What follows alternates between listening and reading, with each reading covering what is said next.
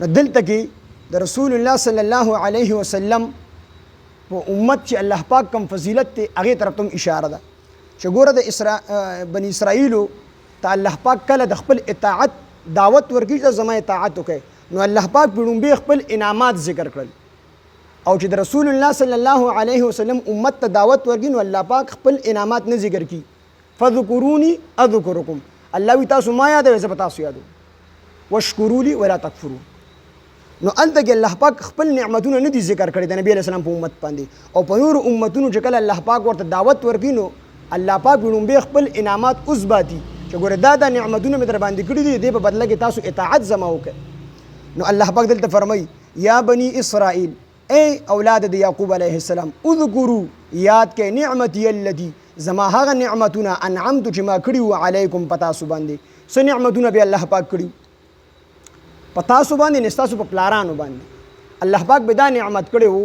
چې فرعون غرق کړو فرعون د لاسه بنی اسرائیل دا ډیر زیات تنګ او ډیر ظلمونه به د بنی اسرائیل باندې کول دومره ظلمونه به کول چې د ټولو ظلمونو لوی ظلم دا چې د موسی علیه السلام د پیدایش لپاره او یا زره یا لزر کم یو لک ماشومان دا چې کوم دي قتل کړل او دا ټول ماشومان د بنی اسرائیل قتل کړل نو دا ټول خپل مزدوران جوړ کړیو په دې باندې بیا قسمه قسمه ظلمونه کول نو الله پاک جل جلاله فرعون په دریاب کې غرق کو او موسی علیه السلام او بنی اسرائیل هغه الله پاک ته روغ جوړ سمندر نه چکم دی او باسي نو الله به دا انعام وکړي دا لوی ظلم نه اخلاص کړو د دې دشمن د دې سترګو وړاندې چکم دی الله پاک هلاک کو او بنی اسرائیل ته دولس لارې چکم دی ورکړي نو دا نعمت په الله کړو د ګټې نه وته دولس چینه روانه کړي دا نعمت په الله کړو الله پاک ورلمن او سلوا ورکول دا نعمت په الله کړو الله به چې کوم دی وریځ د پاسه